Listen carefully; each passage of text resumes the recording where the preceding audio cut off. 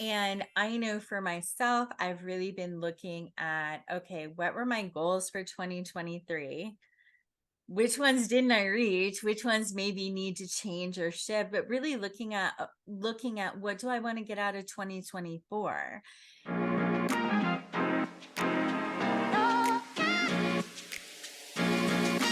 Three, two, one, yeah! After leaving the corporate 9 to 5 grind, I became the boss of my own spiritual business, helping others explore and navigate the human experience from insight, wisdom, and lessons learned along the way. Today, I help aspiring spiritual entrepreneurs gain the confidence to share their gifts with the world. Welcome to the Happy Healing Shop podcast. I'm your host, Trang Pham Nguyen, and each week we'll dive into incredible stories of strength, resilience, and transformation. So, if you are ready for some serious breakthroughs, laughs and tears, and stories that will inspire you, you are in the right place, my friend. Let's get started. Today's podcast episode is going to be a real treat. I have a guest who is the embodiment of balancing the analytical with the mystical spiritual world. By day, she's a statistician, a master of numbers and data, and by night, she gives people spiritual readings from their Akashic Records. Her journey is living proof that you can lead a life where multiple passions can combine seamlessly. I can't wait for you to hear her story in this episode, and we'll dive into the world of Akashic Records, the power of self-love and healing, and the incredible possibilities that arise when you combine your skills and your purpose to create something truly fulfilling to the soul. Please welcome Elizabeth Allen. Hey, Elizabeth, welcome to the show. Thank you for having me, Trang. Yeah, to kick things off, well, first of all, you are a great example of how a person can be working in two completely different industries and be multi-passionate about so many different things. So could you just start off with telling listeners on your unique background? Sorry for the cat there. Yeah, so I'm a statistician. I do number stuff, number crunching all day long, have always been into it. But at the same time, I've always had this very creative side to me. I've been into photography and painting and writing all across the years. Ever since I was a little kid, both sides of me have kind of come out. So it's a really interesting juxtaposition to be in, where I'm in this very analytical state of mind every single Yes. day. But then at the same time, I have these creative outlets that I'm in. But it's interesting because I'm, in my primary job as a statistician, I actually have to do a lot of creative thinking throughout the day. There is kind of this very interesting meld of like, I have to think out of the box. I have to problem solve a lot, but also very creatively, depending on what the client is interested in stuff. So it's a very, even though they seem super different, there's actually quite an interesting connection between the two. Yeah, that's what I love about how you're explaining it. Because I think when people think of creativity, they think art, painting, that type of stuff. But like you said, thinking out of the box, strategic thinking, problem solving are more of the less mainstream ways of what Yep. you can be an artistic way, right?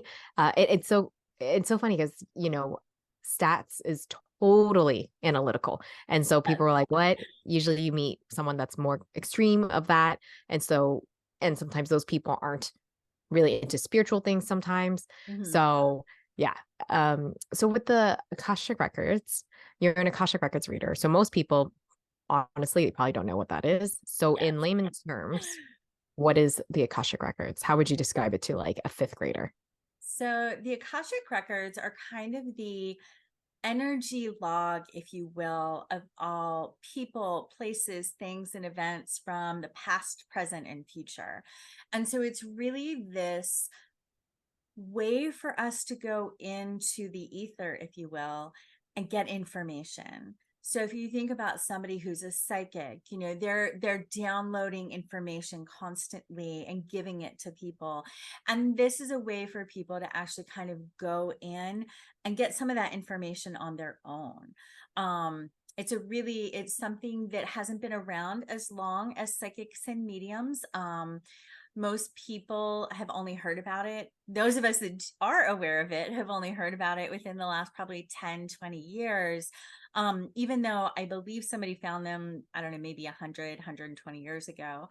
But it's certainly a newer form of channeling messages compared to, some other ones that have been around for, centuries. Yeah, so I like describing it to people as like an encyclopedia of your past lives, present life, and future lives. And through you or an Akashic Records reader, you're able to kind of go through a whole entire Yes, library and just pull chapters out of the book. exactly. Um, and how did you get into it? Was it something you always wanted to do or something you coincidentally magically stumbled upon? That's a really great question. I have had a bunch of unique experiences, starting back when I was a little kid, of like being very intuitive about certain things, and or having things happen to me that just confirm to me that there are spirit guides, angels, whatever you want to call them, all around us, many, many steps of our path. And I've gone to different psychics over the years, had my own readings with people. And then I guess it was probably about 4 or 5 years ago, I first heard the term Akashic Records. And I was like, oh, well, this is interesting. I haven't heard this before. What is it? Did a little bit of research and had somebody give me a reading about 3.5 years ago. And that was my first experience. And it was some of the stuff that she touched on was so spot on. It was just a really interesting experience. And one of the things, as I started doing more research around the Akashic Records, one of the things that I came to realize, um, that people can go into their own records. I wasn't aware of that even before I had this reading with this woman. And she did a great job and explained like what to do and how to do it. And so I did some research on my own, started going into my own records, but kept thinking I was doing it wrong, because it is the Akashic Records. If you hear about it from other people, many people describe it as like this library and like these books that are on tables, and you can pull down books from the library and you can ask the guardians of the records to help you find these books. And I had no experience like that. And so I was thinking I was doing it wrong because I kept getting these random visuals or kind of this looping conversation, so to speak, that I was having in my head, thinking like, okay, I'm doing this wrong. I'm doing this wrong. So almost 2 years ago, I wound up finding a course in opening up my Akashic Records. And the course, actually, the first part was opening up your own Akashic Records. And the second half was actually learning how to do it for other people. And my initial intent had just been to do it for myself. I just wanted to know, quote unquote, the right way to do it. Um, and thankfully, I wound up finding a teacher who is amazing. And I think because her experience has also been not to get this visual of the library, that helped me open up. And so through my coursework with her and other things, I've come to realize that I'm very much clairaudient, that I have these moments of hearing things where, 15, 20 years ago, I thought I was just having a conversation with myself. I realize now, oh no, I was probably having, this conversation with, one of my spirit guides or whatever. And so having this experience with this teacher where she was telling us different ways of getting information, and that it could come from a feeling or a smell or a sense or just knowing something, that really helped me kind of dive a lot more into this and become a lot more comfortable with my clairaudience. Again, I wasn't really sure, I wasn't aware of it until I went into this coursework. And the more I did the coursework, the more interested I became in kind of, well, maybe I'll do this certification and become an Akashic Records reader. Um, Wound up doing some practice sessions with people and realized how much I actually got energy out of giving sessions to people, out of doing readings with people, out of giving them information about maybe something that they were stuck on in the past, maybe a past life, maybe just I feel like some of my last sessions that I've done with clients have been around creating some protective energy fields around them. So it's been a really fascinating, I never thought I would be doing this. I was like, oh, I'm just doing this for myself to learn more, to have fun. And here I am like 2 years later with a little side hustle business doing Akashic Records readings and stuff. It's a lot of fun. Not Yeah. where I So thought how I'd be though. yeah, that's incredible. Like, how did you know? Let's say when you say clear audience, you hear phrases or like words and things like that. How um how did you were you able to differentiate whether or not it was your thinking, like, oh, this is something I'm thinking of, versus, oh, these are actual downloads or messages I'm getting? Um, I'm not always sure still now, but I have had some moments in particular where it's just been such a clear message. I had this moment a couple years ago where something had happened and I was questioning someone in my life and, really kind of anxious about it. And I had gotten up one morning and I was literally walking down the stairs.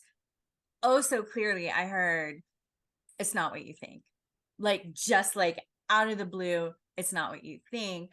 And one of the things that I have been doing some reading on, especially with clairaudience, that if you hear a lot of times when we're talking bad about ourselves, it's like, oh, I'm dumb, I'm stupid, it's all I statements. And those Mm. do tend to come more from ego and from internal.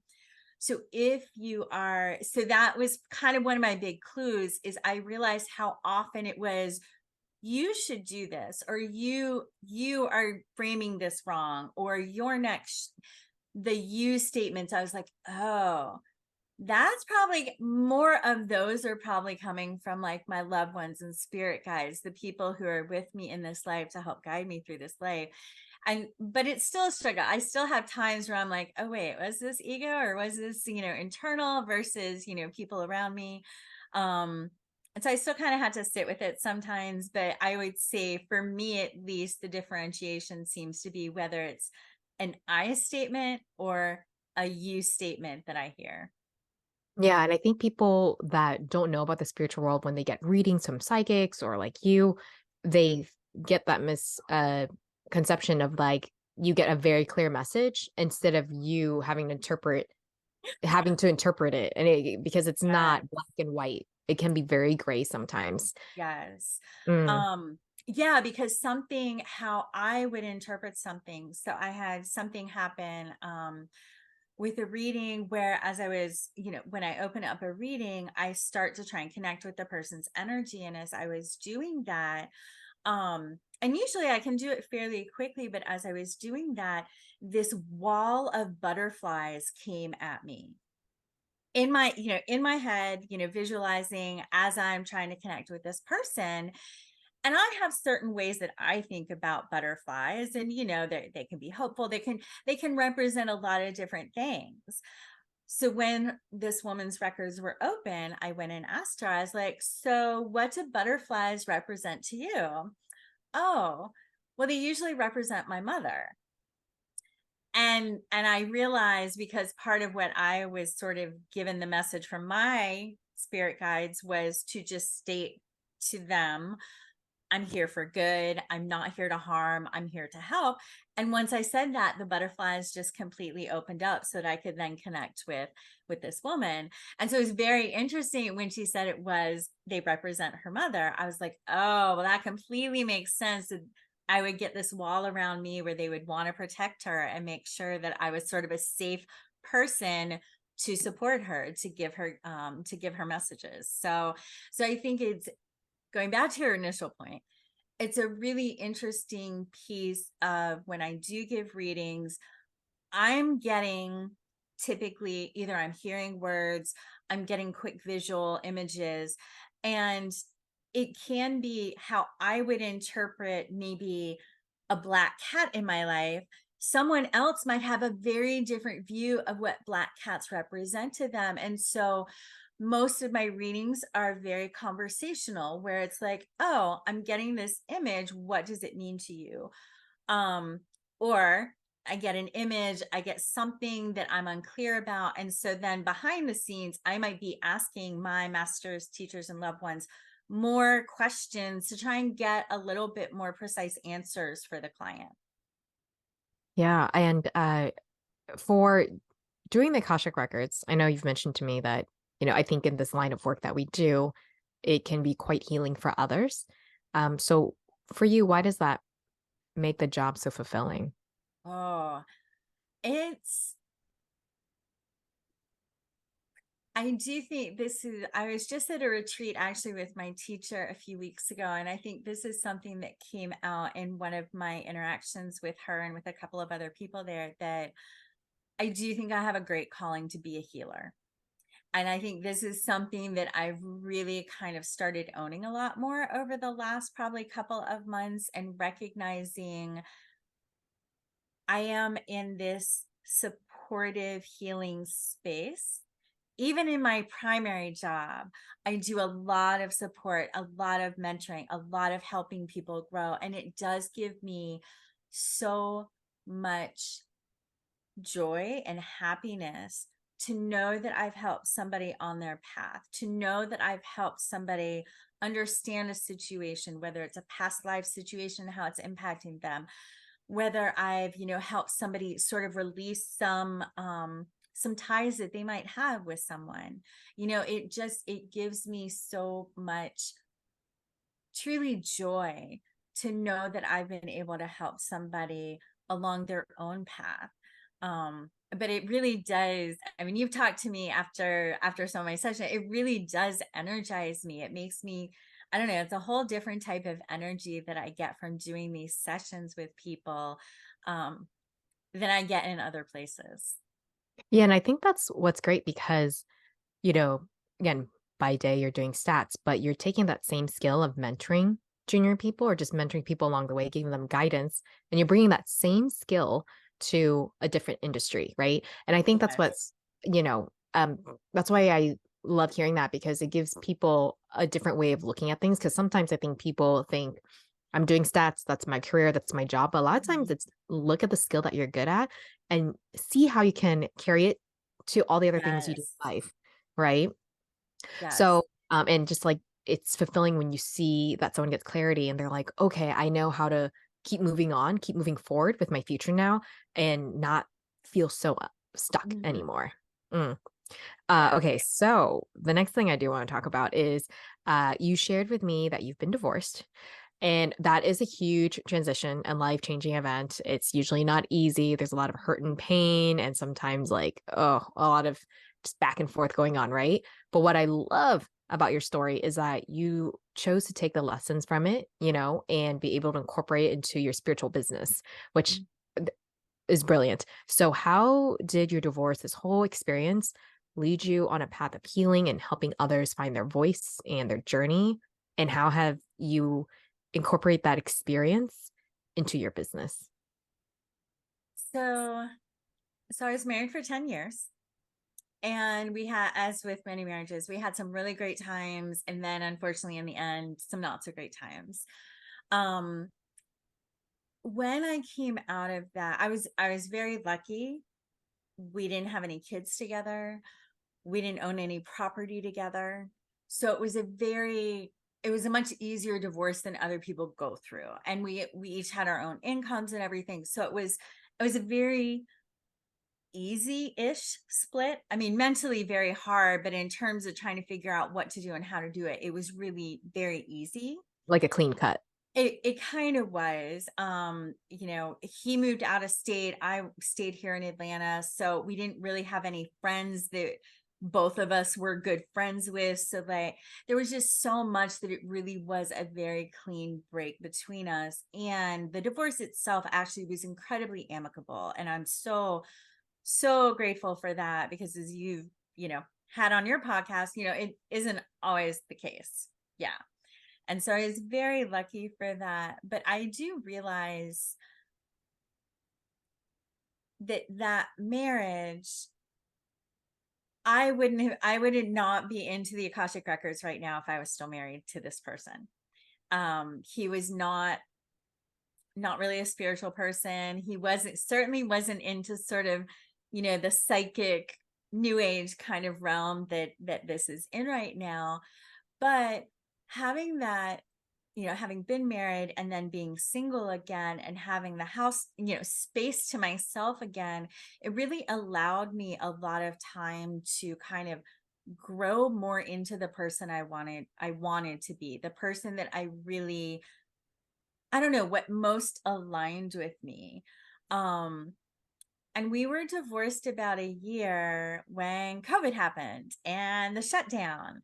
And that, while also challenging at times, um, it was also nice because it gave me a lot of downtime to again kind of focus inward and work on meditation, work on breath work, finding, someone else to kind of coach me, that I'd never been in that sort of group coaching aspect before, which was really nice.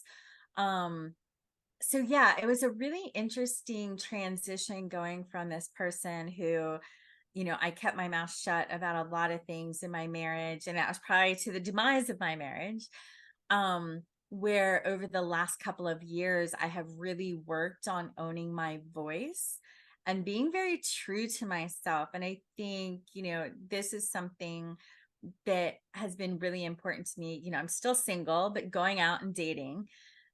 And I find myself bringing up, whereas, with my ex-husband, like I never really talked about like, oh, I'm into astrology and I'm into tarot, and never talked about that stuff, kind of didn't really do it a lot while we were married and kind of kept it to the side. And Mm. now I find myself, even though not that many people know about the Akashic Records, now I find myself like on my first or second date with somebody being like, and so I'm into Akashic Records and I'm doing this side business. And so like I'm much more, because it is such a big part of me now, I'm much more open about it, because I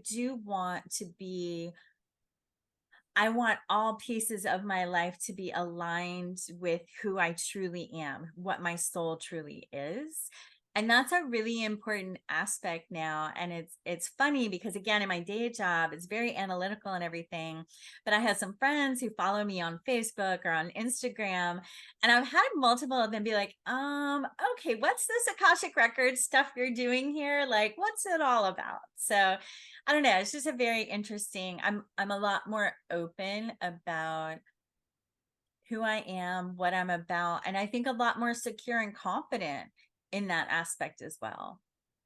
Yeah, it's like when you split away from someone that wasn't supportive of what you do, you were able to spend so much more time on yourself Yeah. and be able to, in a way, flourish, which I love. It's very transformative, that whole journey, Oh, you know, yeah.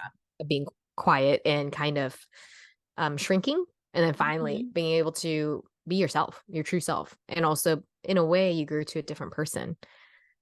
I 100% agree with that. I've talked to some people who have known me over the last few years in particular, and just the amount of change that they've noticed, even if I don't see them that often, just like, in fact, I saw somebody a couple months ago who hadn't seen me in a while, and she was just like, oh my God, your energy is just so high. Like, yeah, it's a really interesting thing, a very, very interesting thing to see that dynamic just shift to where I was, at the end of my marriage, just very quiet and depressed. I mean, it's a depressing thing to go through.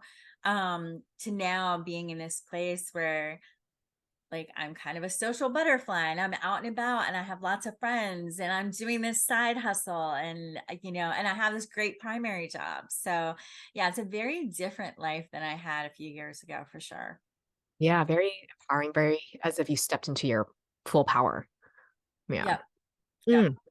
And, when you're giving these readings to people, what are some, can you give me examples of maybe some, I don't know if your clients come back to you and say like, oh my gosh, but just results you've seen from people, let's say like the energy before a reading, and then when they walk out of the session with you.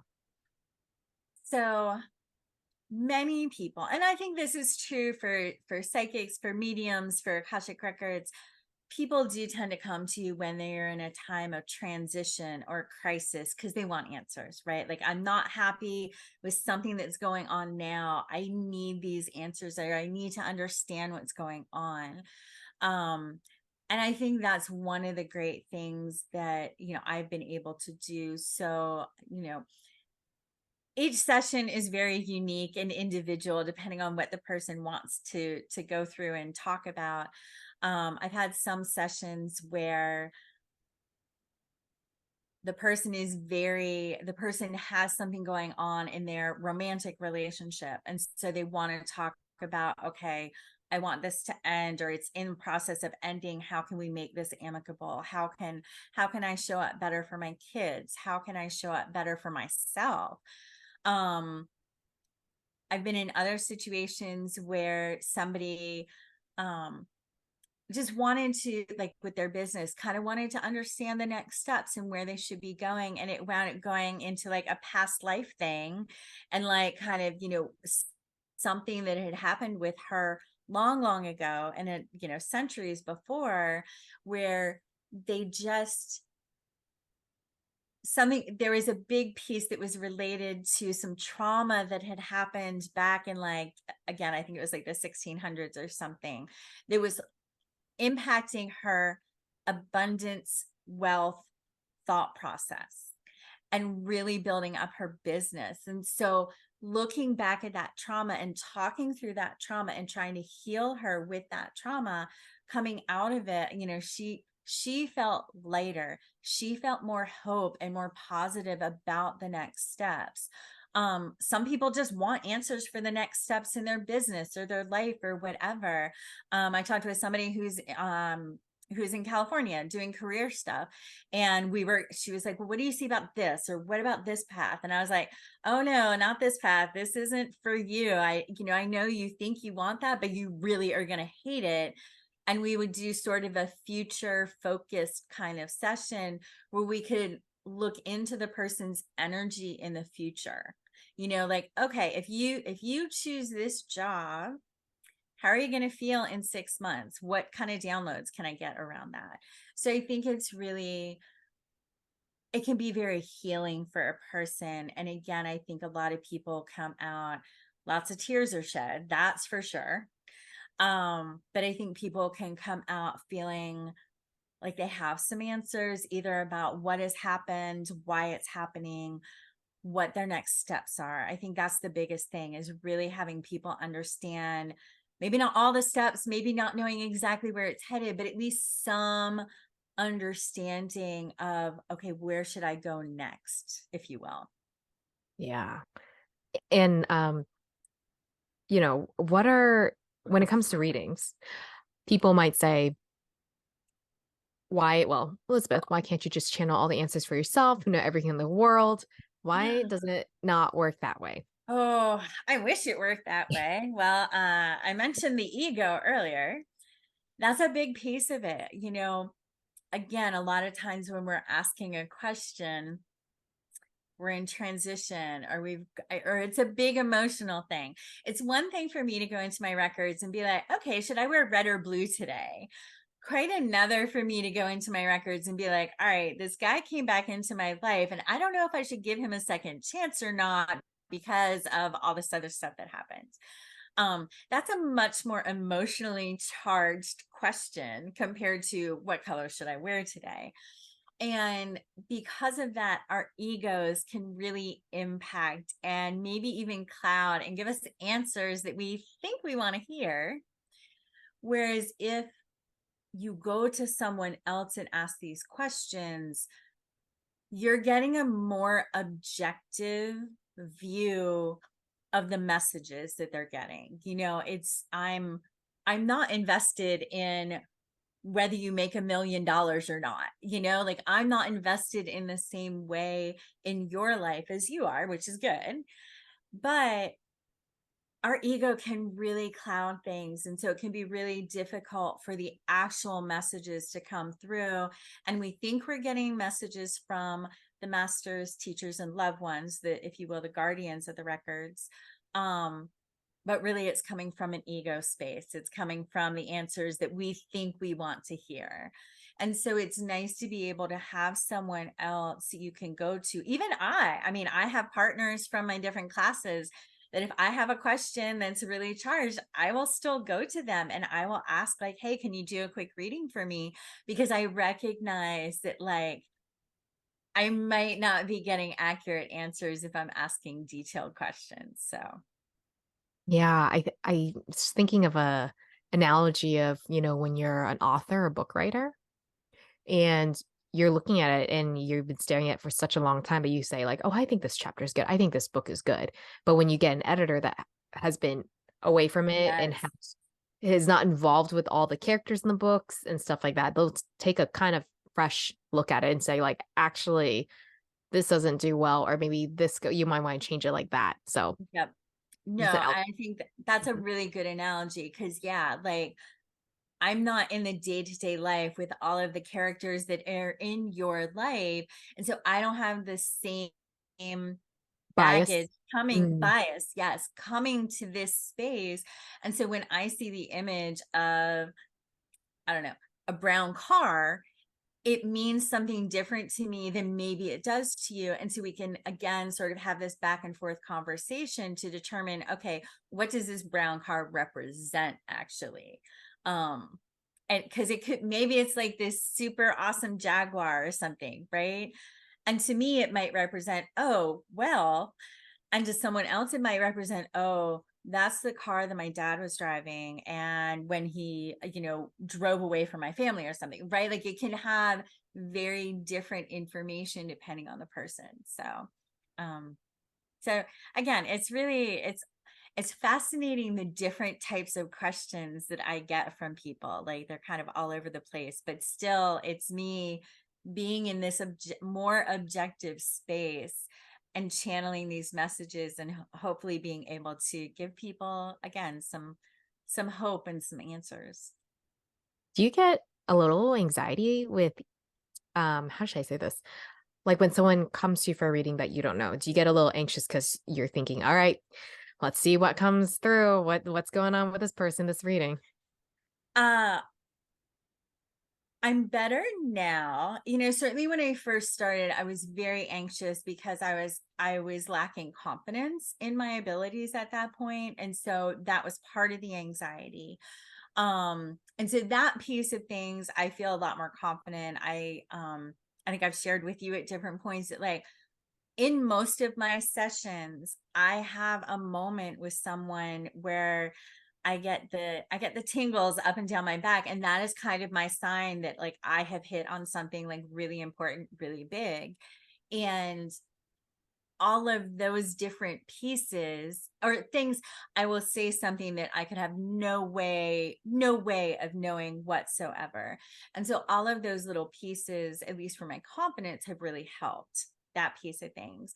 I still do get anxious because, certainly I want to be able to give the person answers. I want to be able to help them and support them in whatever questions they have and wherever they are. And sometimes that just doesn't happen. Sometimes the masters, teachers, and loved ones realize that the person isn't ready to hear the answers. They're not at that point in their life path where they can hear some of what needs to be said, and maybe that's a session later on. So I do get some anxiety around, like, okay, are we going to get answers? Is it going to be okay? Is this going to Right. resonate? All of that type of stuff. And so that piece still sticks with me a little bit. Um, if it's interesting, if anything, I think I kind of like doing strangers a little bit more, or at least people that I don't know that well, because then I don't even have the biases of anything coming to the space with me. Because if I have some friends, well, okay, I know, well, she's dating this guy right now, or she's married to, or she has I this don't stuff like going on, him. like, Yeah. exactly, like all of these things that, with somebody that I just don't know that well, I can have a very fresh perspective and know within myself that I'm not bringing anything to it. Yeah. Like a clean, cold reading. Exactly. Exactly. So when you were saying that you, with the anxiety and stuff, because I was thinking, man, if I had someone come in and I came into a session blindly, not knowing what issues or got no heads up, because I like having a heads up, right? Um, I was thinking, man, I would feel the same way too. But it also, with you and I, we have our own entrepreneurship. We both know the road and path is not easy. There's a lot of fears that come along the way that people don't see behind the scenes. So, what were some of those? What were some fears that came up for you as you were doing your business here? And was there anything that helped you in case anyone is listening and wants to start their own business? Um, the fear of not being good enough. I think that was a big one. The fear of not being good enough, that I don't know what I'm doing, that I'm never going to be able to make any money out of this, that I'm making all this stuff up in my head. Like, all of that, for me, at least in this realm, that was a lot of what it was. Again, I think a lot of it had really came down to confidence. Um, just the trying to get some traction going with this business. I think because I do have a primary job that I love. And I know there are a lot of people that are in the entrepreneurial world because they don't like their primary job, right? That's a lot of what people do. And I love my primary job. I don't want to lose my primary job. I really enjoy it. And the downside of that though is that I don't necessarily have the hustle, the constant urge to hustle like I think other people do, because I do have this primary job that is, it pays me well and I do well at it and I enjoy it. I recognize I'm in a really lucky space. Um, and so I do think, I mean, it was just about a year ago that you and I met, and that we were in a group setting, and the person who was helping us sort of started urging me along to, like, hey, maybe you should think about doing this. And I was like, I can't do that. I'm not her. I don't know how to do this. But then over the last probably 6-8 months, I've had enough experiences where um in group setting, I lead some monthly sessions and stuff. And so in those group settings have people who come to every single one that I put out there because they are just so invested in the work that I do. And in being in that community with me, it feels really good.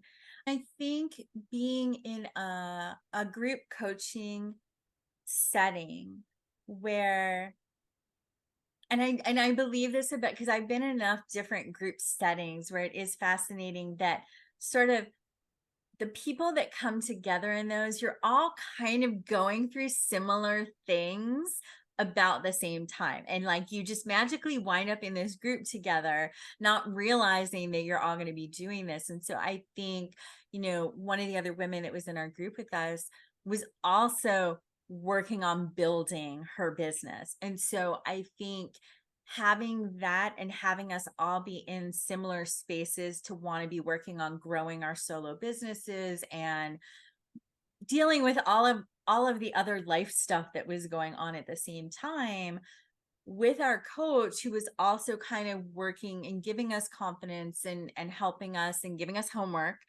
I think that was probably one of the biggest things for me at that time, was just being able to have that push a little bit. It wasn't even a huge push probably, but it felt like it at the time. But just the constant, like, you could do this, Elizabeth. You could really do this. And again, I think having done some practice sessions at that point for my level 1 certification, where I had all of these moments with people that were so like, okay, I couldn't have known this, I couldn't have known that, like, oh, this totally resonated with them. Like having all of those moments just kind of adding up together, I was like, okay, this could be kind of some extra fun money for me. I think that was the other thing that, and again, this was very unique to my situation. I think that was the other thing that I kind of struggled with at the beginning, was like, again, I have this primary job that I really enjoy, that I do get a lot of fulfillment out of. And so I was kind of resisting some of moving into this space. And I remember having a conversation with our coach and her saying, like, what if this is just, you love to travel?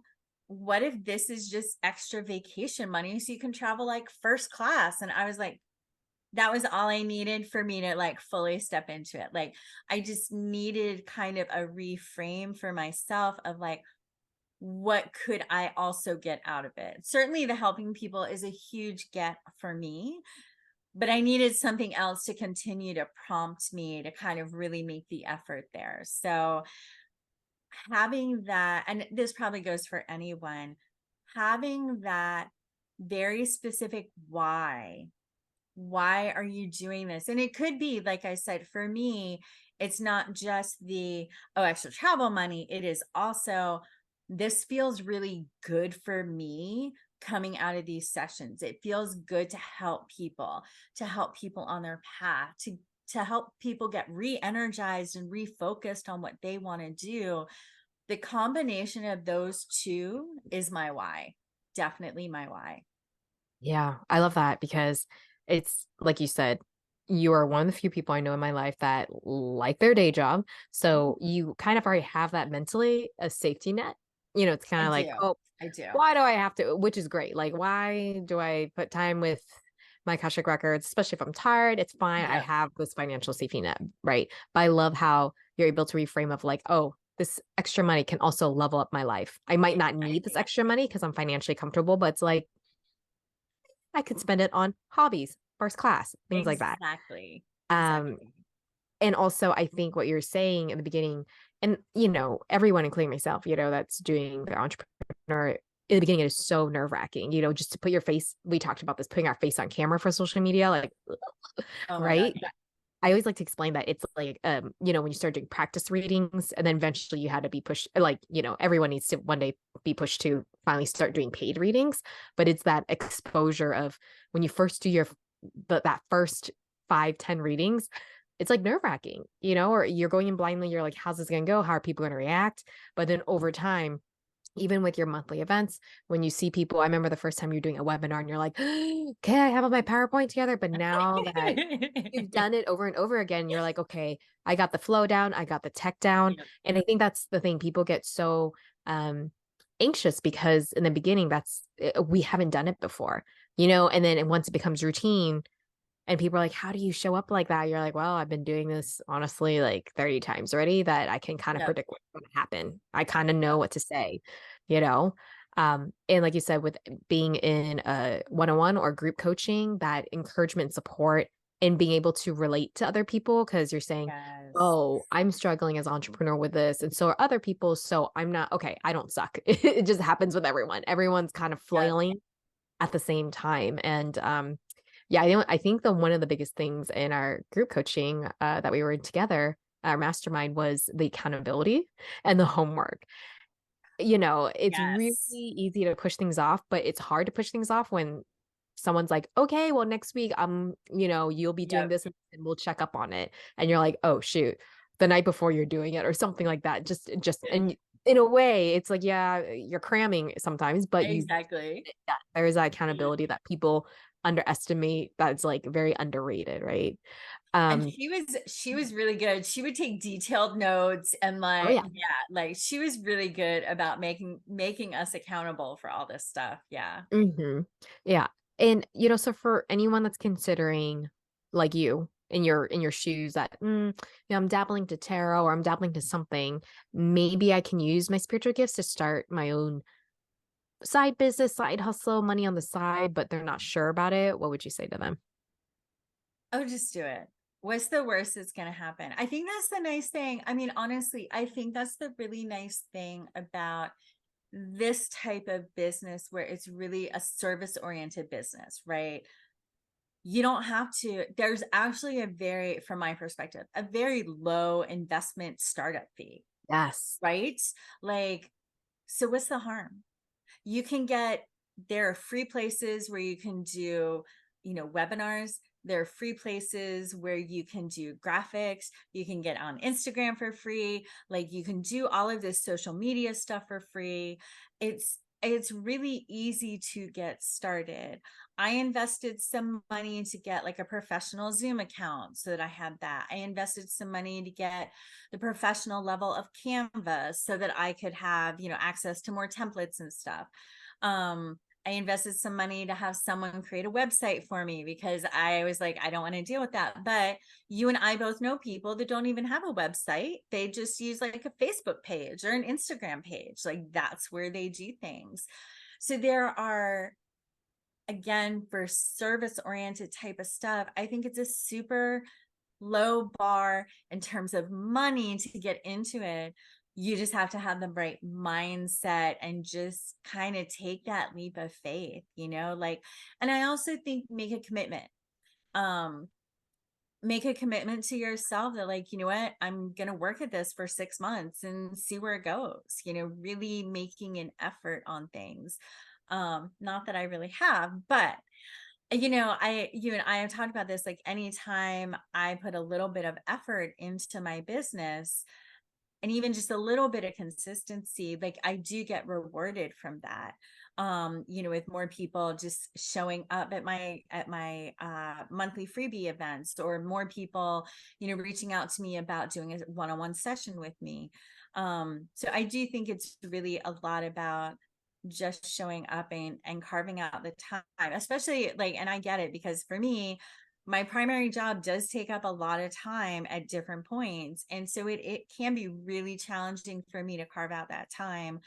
And so maybe like right now I'm in a place where, okay, I'm committing to my Friday morning emails to my group, and I am committing to my, 1 or 2 posts a week on my account. And I've committed to it, and I have been very religious about putting that out there. And so I think making that for other people, making that type of commitment to yourself that, you know what, I'm going to really put in the effort and be consistent.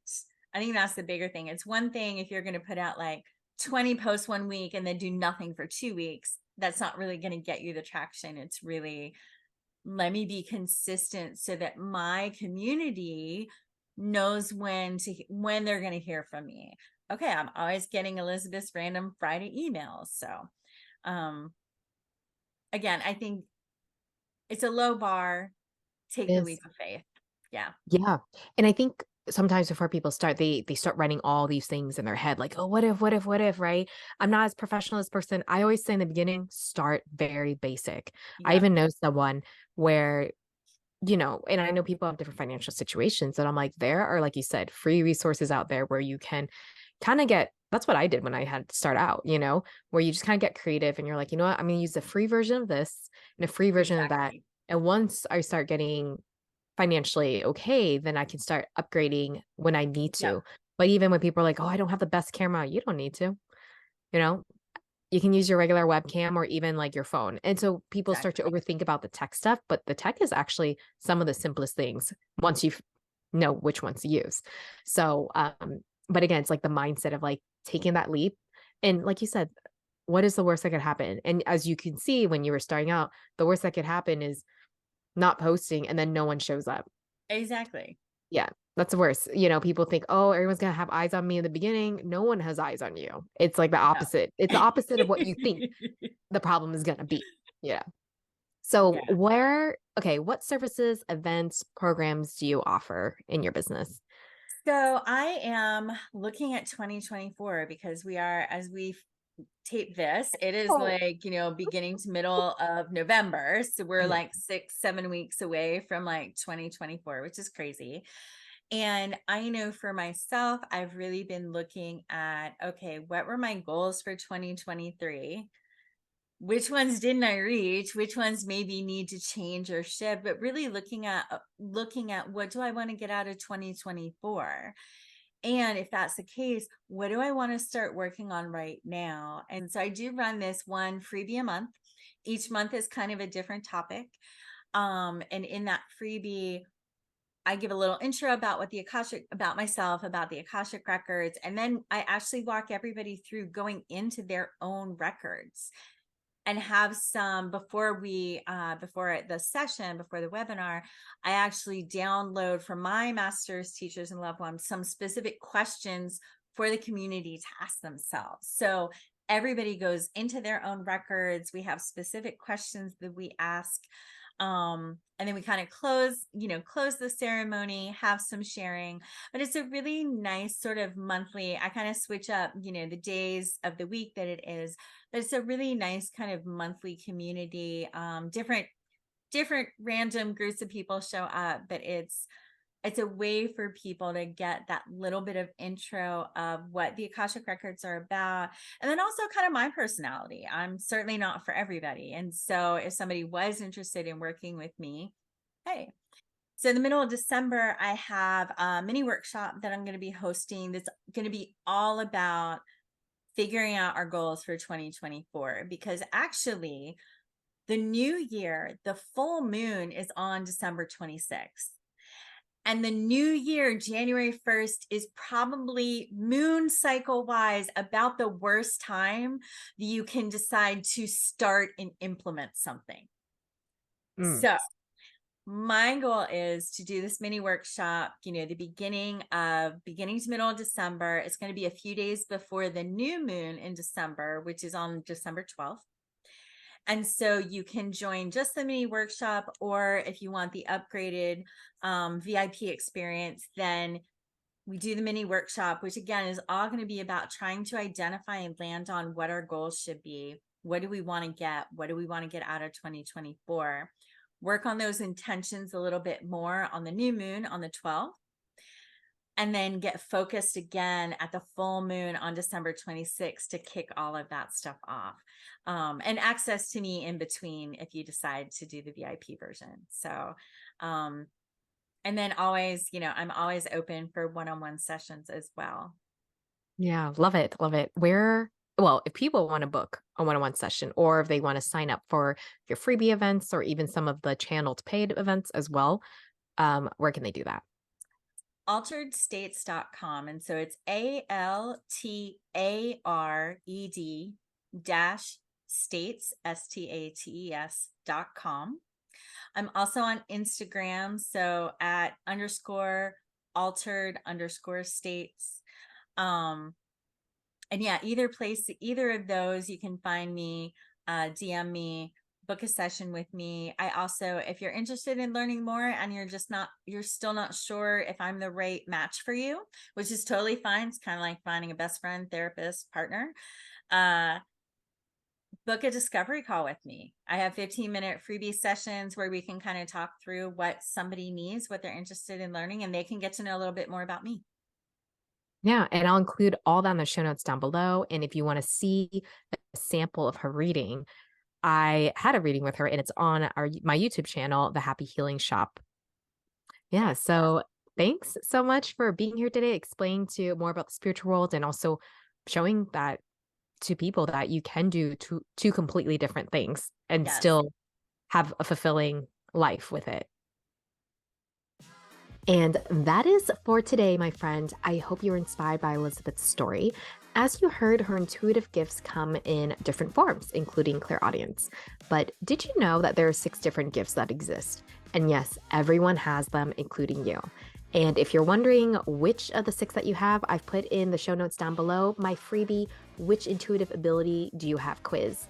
And if you're looking for support and guidance in growing your own spiritual business on the side, but you're not sure how or where to start, I've included my free spiritual business starter kit and mini course down below. And if you know a friend that these would be perfect for, share this episode with them.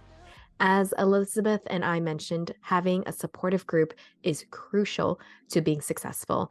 And I have a beautiful online community that will help you as you go on your spiritual and healing journey. Click below in the show notes to join us. And until next time, keep staying true to yourself, keep going for your dreams, and always remember that you are capable of extraordinary things. Until next time, stay awesome, my friend. Bye for now.